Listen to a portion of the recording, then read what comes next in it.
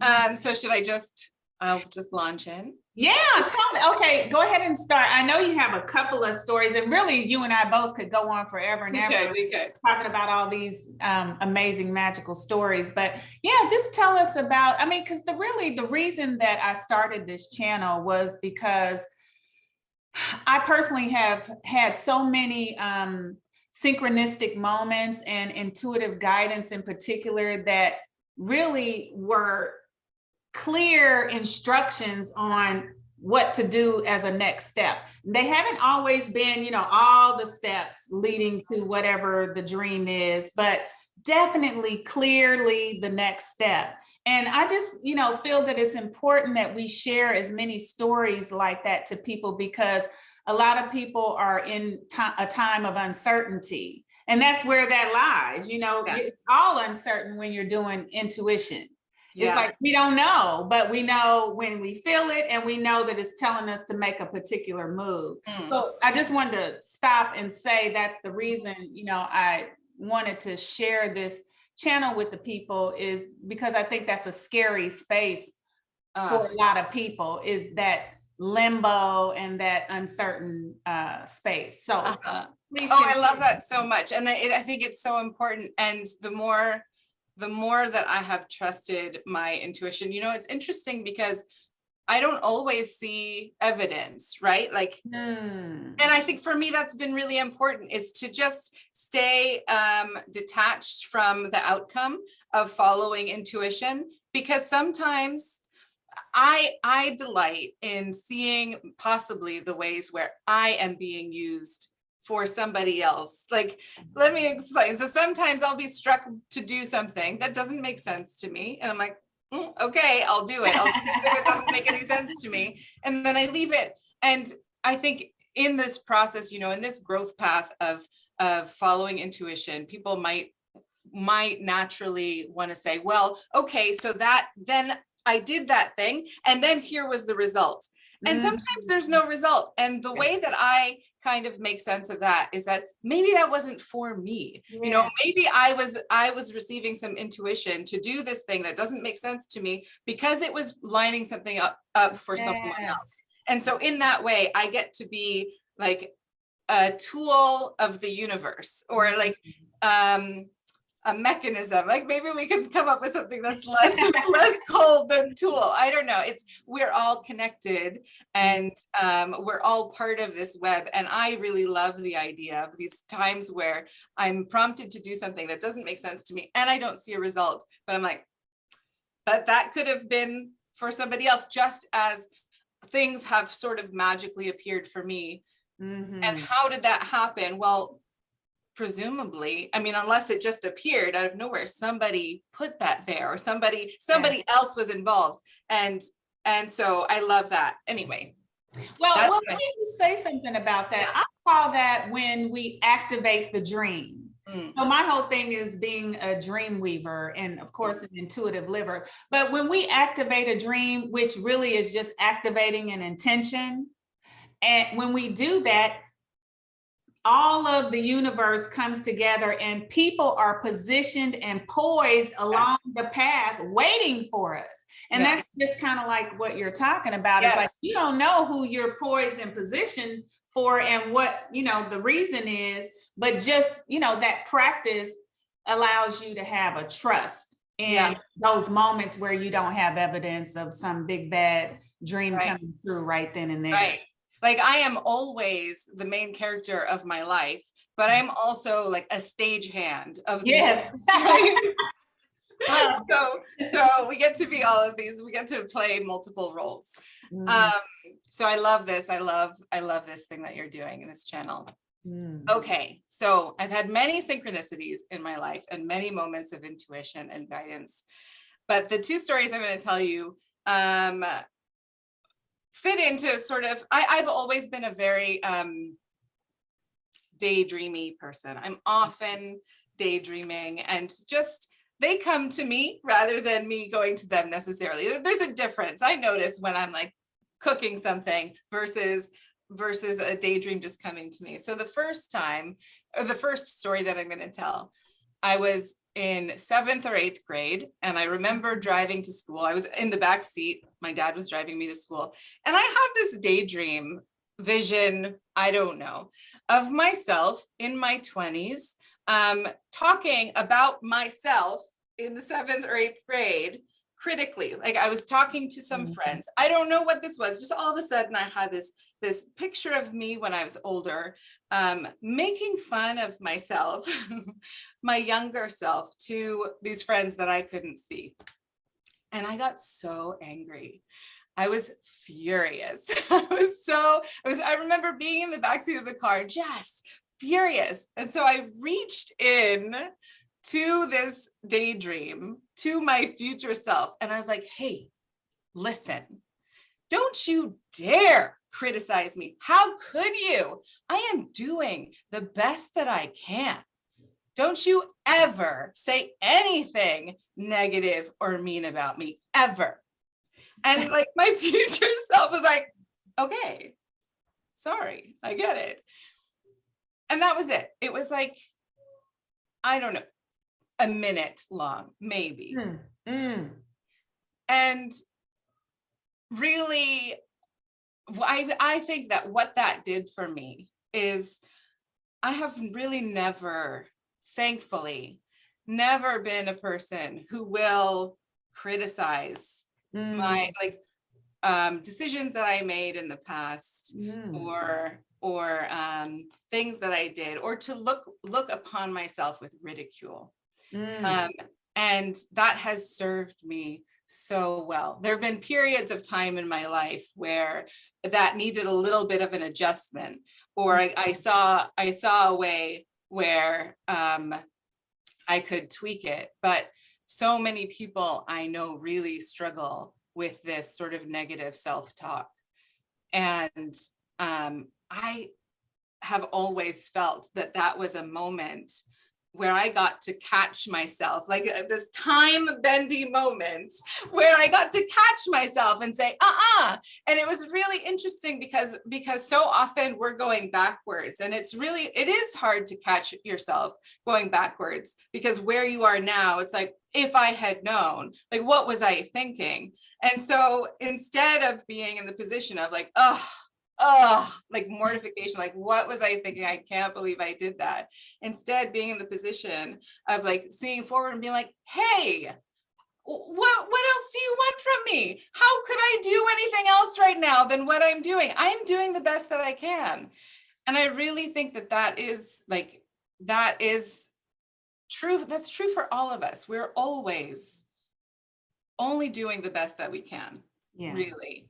And so being able to like accept ourselves, like accept that truth. It's like, if you are engaging with your life openly and with a loving heart, then you are doing the best that you can. Yeah. And if you are getting stuck in certain moments, okay, well, there's a reason, there's context for that. And when you know better, then, or like when you see things and are able to make a change, then wonderful, a change can happen. But up until that point, how could it have been different? How could you have made that decision differently? How could you possibly have made that move 10 years earlier? Or how could you have ended that relationship, 3 years earlier, when you didn't have the tools that you needed in order to do that? When you didn't have the information that you needed, when you didn't know the things that you needed to know in order to do that. I mean, we spend so much time beating ourselves up. Yeah.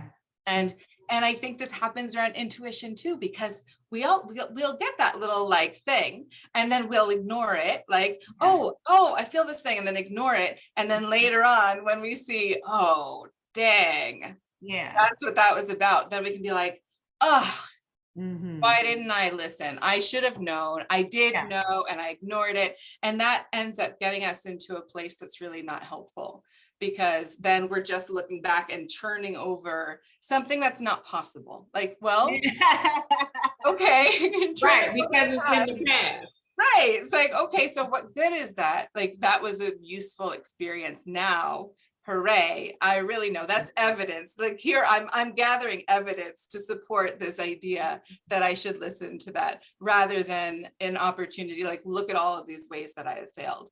No, it's just information. It's just evidence. So that's a moment that really in many ways shaped my life. And I think supported me through a really difficult period of time. I've had some things in my life, and being able to take that piece out of like, I did the best I could. I mean, that's a big deal. That's pretty profound. That you said 7th grade. Yeah. I was spicy. I was a salty 7th grader. I was too, actually. But, you know, at that age, that's such a self-critical time anyway, that middle school, you know, time frame, and being a girl on top of that.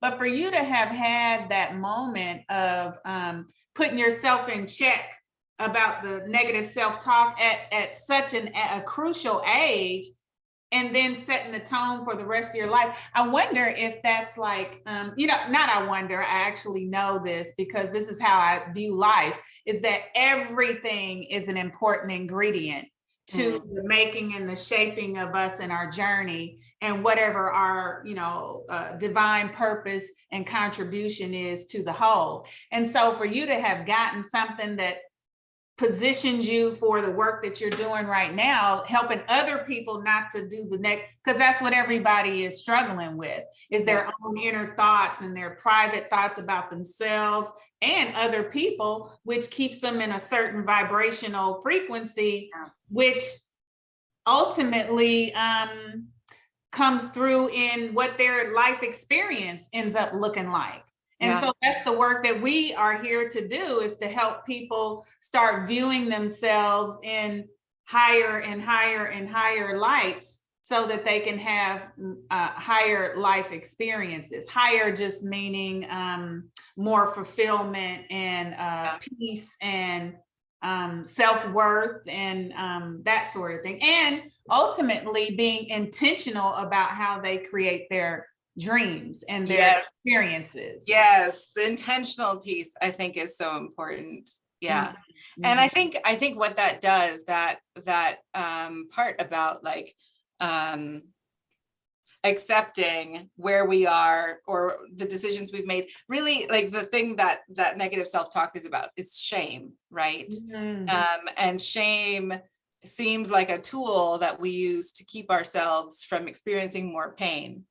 Right? Because it's like, oh no, I can't do that. Like that felt so horrible. So I'm going to think about this thing that I did that felt so horrible over and over again so that I don't feel that way again. And I'm going to make myself smaller and make my path narrower and like keep myself in check. And no veering off, no making mistakes. Goodness, no. And that is the thing, that shame in that way is the thing that makes our lives so small. And so limited. Yes.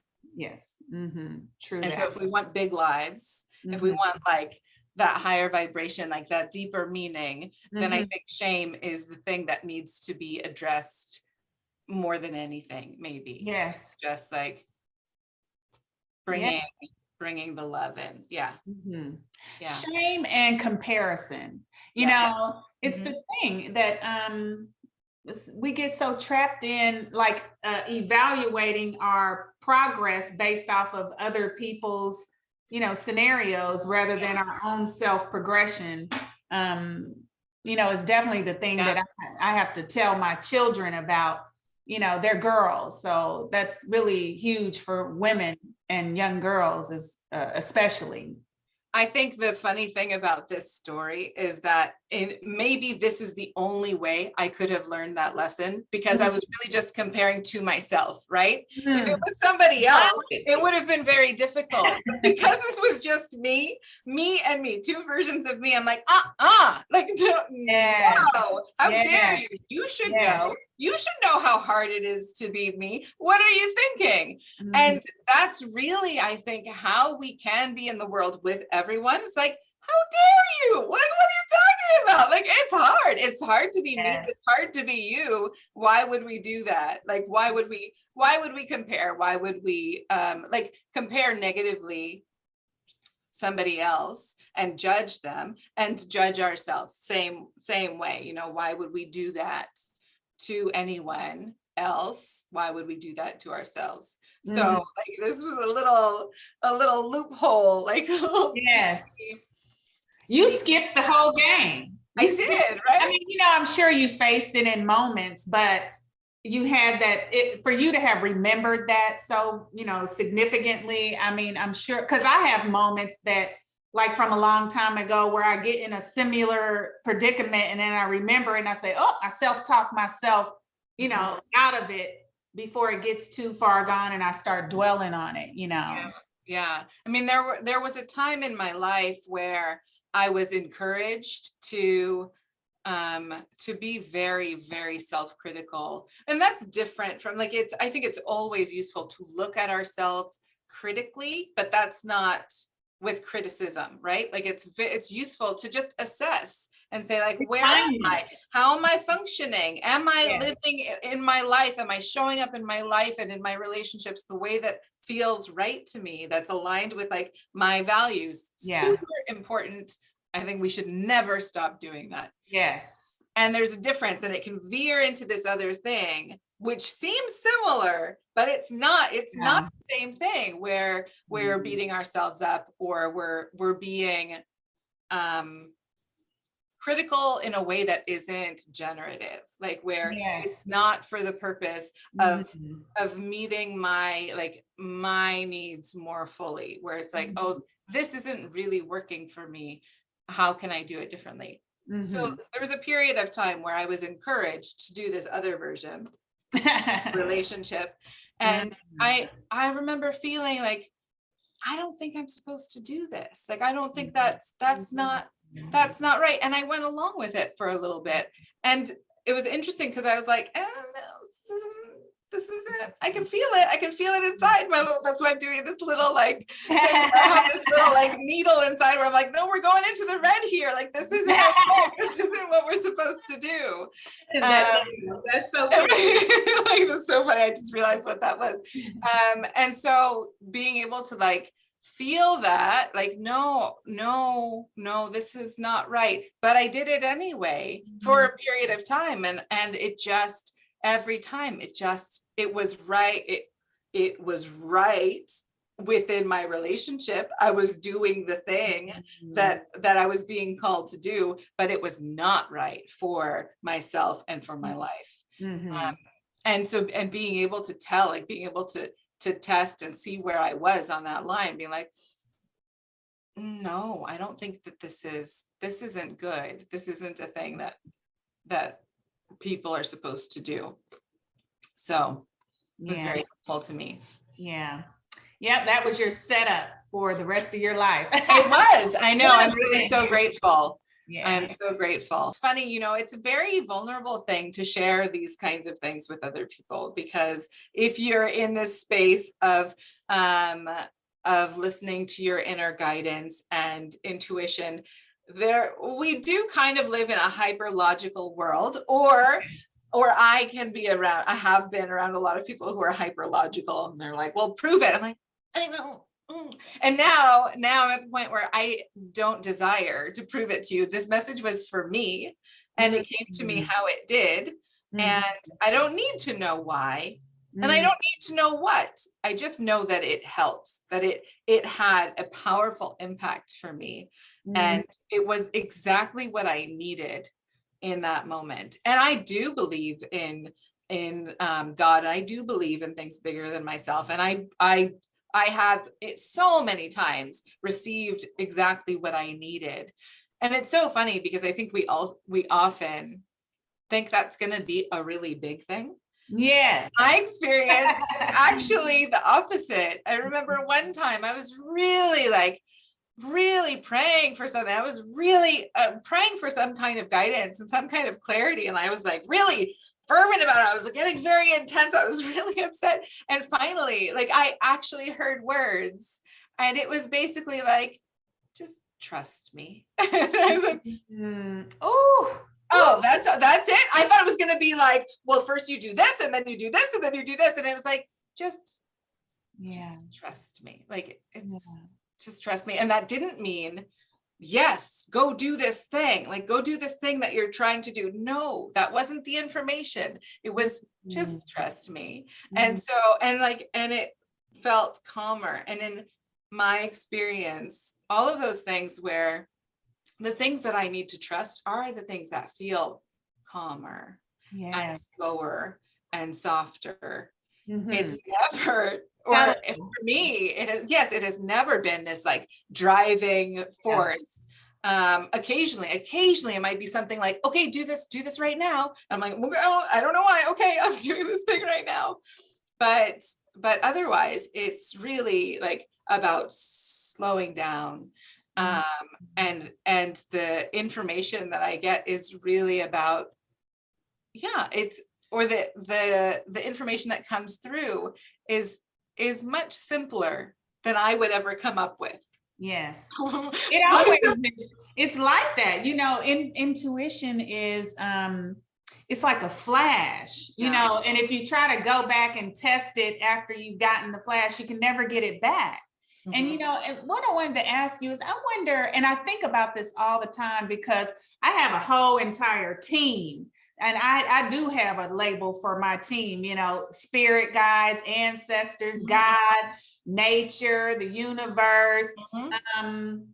Who else? I mean, I got a whole gang of people that guide me, and all kinds of people, But you know what I'm saying? Yeah. Guide me in nature shows up for me to give me messages. Yes. The cosmos, the different alignments and moon phases and all of that. They count and they guide us and they affect us. And so I always wondered, why is it so subtle? Why is it not loud and clear? And I think that's because, and I really ponder that a lot. And my conclusion so far is the reason why we think of it as being such a subtle voice and a subtle message is because we've been so conditioned and overstimulated, and we don't value our connection or even are aware of our connection to the whole entire cosmic situation and how we are a part of that. We've grown from, we're of that. And so we're connected to all of that, and all of that, is affected by us, and we're affected by it. And I just think, we've lost that knowing about that, and we've been so inundated with programming from the outside world that it feels subtle, because I feel like it shouldn't be that subtle if it's natural. I think you're right, and I think it's a matter of context, right? Because I think if that's the language of creation and the language of nature, I suspect that it's louder. Yes. if everything else is quieter,